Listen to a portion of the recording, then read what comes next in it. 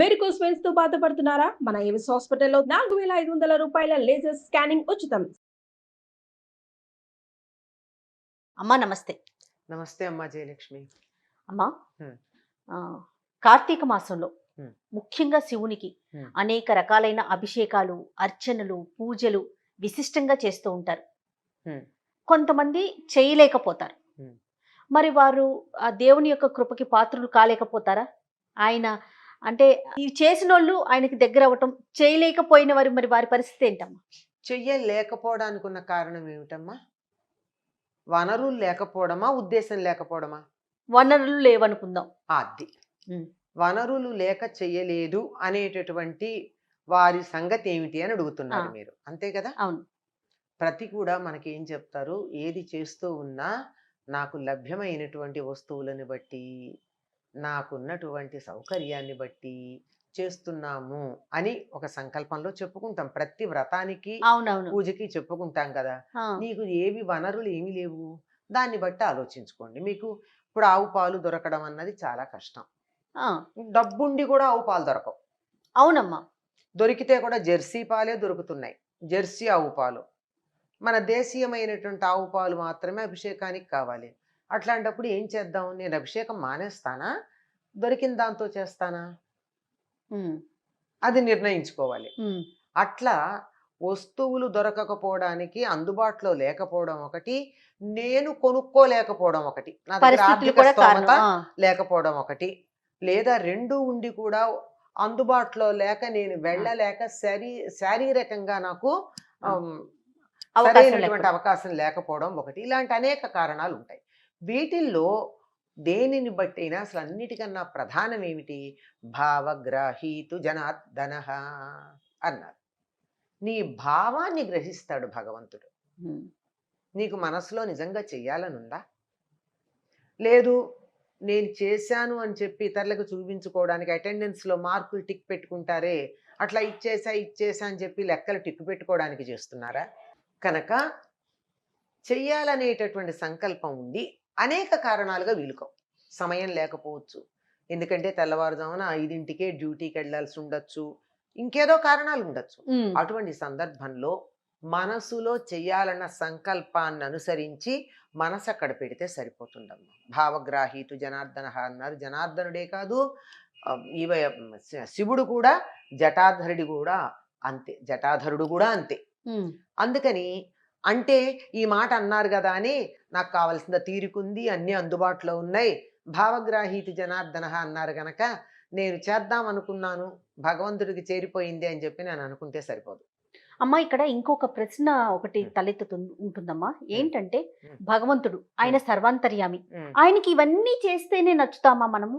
ఆయన భగవంతుడు కదా, ఆయన ఎందుకు ఆశిస్తాడు మన వైపు నుంచి ఇవే అనే ప్రశ్న వస్తూ ఉంటుంది కదా అదే మరి. మీరు అడిగిన దాని కొనసాగింపు ప్రశ్నే. ఆ, ఇంత చెయ్యాలని అనుకున్నప్పుడు అందుబాటులో పాలు లేవు అనుకుంటే అభిషేకానికి నీళ్లు వేయచ్చు కదండి.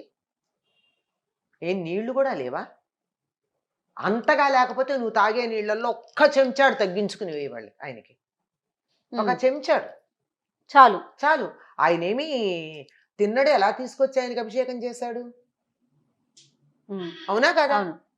ఆ విధంగా అంటే అతడి సంస్కారం అట్లాంటిది. అందరూ అట్లా సంస్కారం ఒప్పుకుంటారా?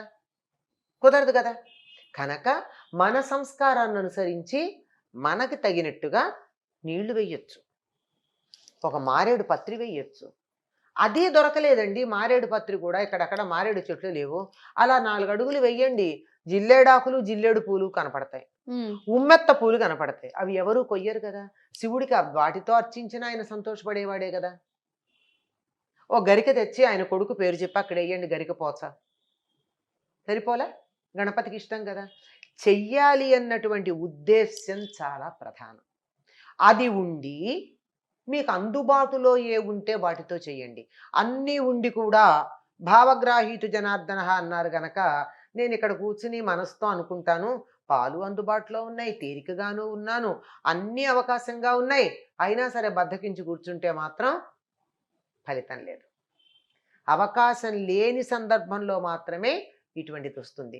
మీరు భగవంతుడు ఇవన్నీ మన నుంచి అంటే ఆశిస్తాడా ఆయన అని అడిగారు కదా. కాదమ్మా, ఆయన ఇచ్చినవే కదా. అదే మీరు అడిగారు, ఆ. ఆశిస్తాడా అని. ఇప్పుడు అమ్మ పుట్టినరోజు పిల్లవాడు చాక్లెట్ తెచ్చి అమ్మకి ఇస్తాడు. అమ్మ ఎంత మురిసిపోతుందండి. ఎక్కడిది ఆ డబ్బు వాడికి చాక్లెట్ కొనడానికి సంపాదించాడా? అమ్మాయి దగ్గరే తీసుకుని అమ్మ ఉంటాడు వాడు. దగ్గరే తీసుకున్నాడు. కనుక తీసుకున్నా దాన్ని నాకు ఇవ్వాలనేటటువంటి నా మీద ఉన్న ప్రేమ ఉంది అక్కడ నా కొడుక్కి. అది నాకు సంతోషం కలిగిస్తుంది. నా కొడుకే నేనిచ్చిన డబ్బే తన కోసం వాడుకోకుండా నాకు ఒక చాక్లెట్ కొని ఇచ్చాడు కదా. అవునమ్మా. ఆ భావన ఉందే, అది నాకు సంతోషం కలిగిస్తుంది. భావన ఉంది కదా అని ఇవ్వకపోతే దుర్మార్గుడే కదా. అది అంతేకాదు, ఇవన్నీ చేయకపోతే ఇవన్నీ చెయ్యాలా, ఆ. చేయకపోతే ఎట్లా అని అనుకుంటే నీకు నీ దృష్టి కేంద్రీకరించటానికి ఒక సంకేతాన్ని పెట్టుకున్నప్పుడు అది నిలిచేటట్టు చూడాలి కదా. ఎందుకండి మనకి ఎక్కడ పడితే అక్కడ దేవుడు ఉన్నాడు కదా, ప్రత్యేకంగా గుడికి ఎందుకు వెళ్ళాలి, మన ఇంట్లో అయినా ఒక దేవుడు పటం ఎందుకు కావాలి అంటే నీ దృష్టి చల్లా చెదరైపోతుంది కనుక. నీ దృష్టి అటు ఇటు వెళ్ళిపోకుండా దేవుడి దగ్గరికి వెడితే కళ్ళు వేరే చూడకుండా ఆ రూపాన్ని చూస్తాయి, చెవులు ఏదో వినకుండా నువ్వు చదువుతున్న స్తోత్రాలు వింటాయి, నోరు చండాలపు మాటలు మాట్లాడకుండా ఆ దేవుడు స్తుతి పలుకుతుంది. కనుక నీ ఇంద్రియాలన్నీ అక్కడ కాన్సన్ట్రేట్ చేసి ఉండడానికి ఒక రూపం పెట్టుకున్నావు. అవును. అంతే కదా. అవునమ్మా. ఆ పెట్టుకునేది మన ఇంట్లో ఉన్న ఒక ఫోటో కావచ్చు, ఒక చిన్న బొమ్మ కావచ్చు. ఎక్కువ మందికి ఉండాలి అనుకున్నటువంటి సందర్భంలో ఏం చేస్తున్నారు, పెద్ద ఆలయాల్లో పెద్ద పెద్ద విగ్రహాలు ఉంటున్నాయి. అదే శివుడికి సంబంధించి చెప్పుకుంటున్నాం కదా, శివుడికి సంబంధించినటువంటి శివలింగాలు ఉంటున్నాయి. వాటికి మరి అభిషేకాలు ఎందుకు చేయాలి, పాలు వృధా అవుతాయి అని కదా. సాధారణంగా అట్లా చేసినవి వృధా చేయరమ్మా, అవన్నీ పట్టి పానవట్టంలోంచి తీసి ప్రసాదంగానే ఇస్తారు, ఎవ్వరికి ఏమీ లోటు లేదు. కానీ పాలు ఎందుకు పోస్తారు అని గనక గమనించినట్టయితే ఇవన్నీ శిలలు, వాడగా వాడగా శిలలు బీటలు ఇస్తాయి. ఆ బీట ఇవ్వకుండా ఉండడానికి చలికాలంలో మన శరీరం ఏ రకంగా అయితే చిట్లిపోతుందో ఆ శిల కూడా చిట్లిపోయే ప్రమాదం ఉంది చలికి. కొన్ని దేవాలయాల్లో ఉన్నటువంటి శివాలయాల్లో ఉన్న శివలింగాలు వాటి మీద బీట వచ్చింది అని మనం విన్నాం. అభిషేకం చెయ్యక అంతే. ఆ విధంగా పాలతో గనక అభిషేకం చేస్తూ ఉన్నట్టయితే అది బీటనివ్వదు. ఈ బీట ఇచ్చేటటువంటి కాలం ఇదే. అందువల్ల తప్పనిసరిగా అభిషేకాలు చేయాలి. ఈ సందర్భం కాకపోవచ్చు కానీ ఇంకొక చిన్న విషయం అమ్మా, చాలా మంది హేతువాదులు అనుకోవచ్చేమో మనం, ఇంత అభిషేకాలు చేసి ఇన్ని అర్చనలు చేసి ఆ పాలుని అలా వృధాగా పోగొట్టే బదులు ఎంతో మంది తాగటానికి పాలు లేని వాళ్ళని మనం ఎంతో మందిని చూస్తున్నాం, వాళ్ళకి ఇవ్వచ్చు కదా. ఎందుకు అంటే అలా వేస్ట్ చేయటం ఏంటి అనే ఒక అనే ప్రశ్న కూడా మనం వింటూ ఉంటాం. ఎందుకు తప్పనిసరిగా ఆ పుణ్యం మీద అక్కడ వస్తుంది కదా. నిజంగా భగవంతుడు ఉంటే, పాలు లేక బాధపడుతున్న పిల్లవాడు అక్కడ ఉంటే ఒక్క క్షణం ఆగి ఈ పాలు ఏవైతే ఉన్నాయో వాటిలో ఒక చుక్క అయ్యా శివా నీకు వేస్తున్నాను, మిగిలినవి నీ రూపంలో ఉన్న పిల్లవాడికి ఇస్తున్నాను అని ఇవ్వగలిగిన మనస్సు ఉంటే మంచిది. లేదు, అది పక్కన పెట్టండి. అది కూడా లేదు కదా. ఒక చుక్క అక్కడ వేసి మిగిలింది ఇవ్వండి, నైవేద్యంగా చూపించి ఇచ్చినట్టు. అసలు ఈ మాట అనేటటువంటి వాళ్ళు ఒక విందు జరిగినప్పుడు కానీ, వాళ్ళింట్లోనే ఒక పుట్టినరోజో పెళ్ళో జరిగినప్పుడు కానీ ఎంత వేస్టేజ్ అవుతోంది. వాళ్ళు వేరే అక్కర్లా, వీళ్ళే ఎక్కడికన్నా ఏ విందుకో వెళ్ళి బఫేలో తింటూ కూడా ప్లేట్లో ఎంత వేస్ట్ చేస్తున్నారో గమనించి తర్వాత మాట్లాడమనండి. అభ్యంతరం ఏం లేదు. వాళ్ళన్న దాంట్లో హేతువాదం బాగానే ఉంది. ఇదే హేతువాదం కొంచెం అటుపక్క కూడా వాడదాం. ఇది ఇక్కడే ఎందుకు ఉపయోగిస్తారు? అనేక సందర్భాలు ఉన్నాయి కదా, అనేక సందర్భాల్లో మనం వృధా చేసే ఉన్నాయి కదా, ఉన్నాయా లేదా? అవును. మరి అప్పుడు చేయకుండా ఈ ఒక్క సందర్భంలో మాత్రమే మీరు ఆదా చేస్తే సరిపోతుందా? అన్ని సందర్భాల్లోనూ ఆదా చేయండి.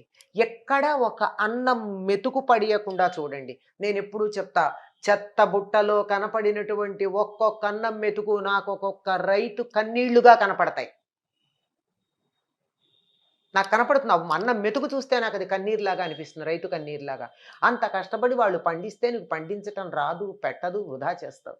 అలా వృధా చెయ్యని వాళ్ళు ఎవరైనా ఉంటే ఈ మాట అంటే వాళ్ళకి నేను నమస్కారం చేస్తాను. కనీసం ఒక్క మెతుకు పారేయను నేను అని చెప్తే, వృధా చేయకుండా. ఈ ఒక్క చోట మాత్రం మాత్రమే ఆదా చేస్తే సరిపోతుందా అన్నది ఒకటి నా ప్రశ్న. ఇక్కడ చేయాలి, అనుమానం ఏం లేదు. అక్కడ ఎవరైనా ఉన్నారు అంటే ప్రత్యక్షంగా ఉంటే ఖచ్చితంగా వారికే అందించాలి మనం తప్పనిసరిగా ఆహారం గాని. ఆ సమయంలో అక్కడ మనకి మన పురాణాల్లో ఎన్ని కథలు ఉన్నాయేమో, ముఖ్యంగా ఈ కార్తీక పురాణం మొదలైనవి చెప్పేటటువంటి చోట ఆకలితో ఉన్నటువంటి వాళ్ళని చూసి దేవుడికి ఇవ్వవలసింది వాళ్ళకి ఇస్తే కూడా వాళ్ళకి పుణ్యం పుణ్యం వచ్చింది అని వస్తుంది. ఉంది. అవును. అంటే నువ్వు అందులో దైవాన్ని నువ్వు అందులో కూడా చూడగలిగినటువంటి స్థితి నీకు వచ్చినప్పుడు వస్తోంది. ఉమ్, అది రావడానికి అది అభ్యాసం. ఉమ్. ఇప్పుడు ఏదైనా ఒకటి చెయ్యాలి అంటే ప్రాక్టీస్ ఉండాలి కదా, అంతేగా నీకు అమ్మా. అలవాటు కావడానికి. ఆ, ఆలయంలో శివుడికి ఇవ్వడం అభ్యాసం అయింది. నేను టీలోనో కాఫీలోనో పోసుకోకుండా పాలు దేవుడి మీద పోయడం అక్కడ అలవాటు అయ్యాక ఆ, ఆ తర్వాత నేను ఇంకోళ్ళకి ఇవ్వడం నాకు అలవాటు అవుతుంది. అవును. అంతే కదా. అలాంటప్పుడు ఇక్కడ మనం ఆయన ప్రేమని పంచటంలో వ్యత్యాసం అనే అసలు ఆ ప్రశ్నే ఉండకూడదు కదమ్మా. ఉండకూడదు కదా. ఇప్పుడు ఆయన మీద పోస్తేనే ప్రేమ ఉంటుందా, ఆయనకి ఆయన భక్తి, ఆయనకి మన మీద ఉన్న మనకున్న భక్తిని మనం చాటుతున్నట్లా, వేరే వాళ్ళకి ఇస్తే లేనట్లా అనే ప్రశ్న లేవనెత్తకూడదు అసలు కదా. నువ్వు అవతల వాళ్ళని కూడా శివుళ్ళ భావించగలిగే స్థాయికి ఎదగడానికి ఇది ఒక ప్రాక్టీస్ అంతే. నువ్వు ఆ స్థాయికి వచ్చాక నువ్వు అభిషేకం చేయక్కర్లేదు, నైవేద్యం పెట్టక్కర్లేదు, పూజ చేయక్కర్లా. ఆ స్థాయికి వచ్చావా, ఆ స్థాయికి వచ్చావా అని అడుగుతున్నాను నేను. ఉమ్, ఆ స్థాయికి రాకుండా ఎలా చేస్తారండి? ఎవరో ప్రశ్న వేశారు, ఇక్కడ సందర్భం కాకపోయినా నేను చెప్తున్నాను. ఉమ్, నా తిన్నడు నోటితో నీళ్లు తీసుకొచ్చి శివుడి మీద చేశాడండి, ఉమ్, మేము కూడా మడి ఆచారం లేకుండా దేవుణ్ణి పూజించవచ్చు కదా అని. ఉమ్. చెయ్యి, నో ప్రాబ్లం. నువ్వు కూడా పచ్చి మాంసం తిని ఉండగలవా? ఉమ్. చెట్టు కింద పడుకోగలవా? వేటాడగలవా? ఇంత జానుడు బట్ట కట్టుకుని తిరగగల ఎండ చలి వాన అని లేకుండా తిరగగలవా? నువ్వు ఆ రకంగా తిరగగలిగినటువంటి రోజున తిన్నడులాగా నోటితో నీళ్లు తీసుకొచ్చి శివుడి మీద అభిషేకం చెయ్యొచ్చు. అడిగితే కన్ను ఇవ్వగలవా? నీ కన్ను తీసి ఇవ్వగలవా? ఉమ్, నువ్వు ఆ రకంగా దేవుడికి కన్ను ఇవ్వగలిగిన స్థితిలో ఉంటే నువ్వు నోటితో తీసుకొచ్చిన నీళ్లతో అభిషేకం చేయడం కాదు, కాలి చెప్పుతో శివుడి కన్నుని ఇలా చెప్పులున్న కాలుతో పట్టుకున్నాడు, శివుడి కంటిని అదింపి పెట్టి నెత్తురు కారకుండా. అవునమ్మా. ఆ పని చెయ్యొచ్చు ఎప్పుడు? నీ కన్ను ఇవ్వగలిగిన రోజున. కన్ను ఇవ్వలేనటువంటి వాడివి ఈ మాటలన్నీ అతనితో పోల్చుకుంటావా? దేనికి పోలిక? నాలిక ఉందని మాట్లాడడం కాదు, ప్రణాళిక ఉండాలి మాట్లాడడంలో. అంతే. అంతే. అంటే వీళ్ళకి లేదని అనను, వేరే ప్రణాళిక ఉంటుంది, అంటే అందుకని ఎప్పుడు మాట్లాడతారు. ప్రశ్నలు లేవనెత్తటమే. అంతే. అంతే కదా. సమాధానాలు చెప్పండి. ఆ, ఇప్పుడు మేము అడిగిన ప్రశ్నలకు సమాధానం చెప్పి ఈ ప్రశ్నలు లేవనెత్తచ్చు, తప్పేం లేదు. చాలా బాగా నివృత్తి అయిందని అయి ఉంటుందని నేను కూడా అనుకుంటున్నానమ్మా. నమస్తే. నమస్కారం.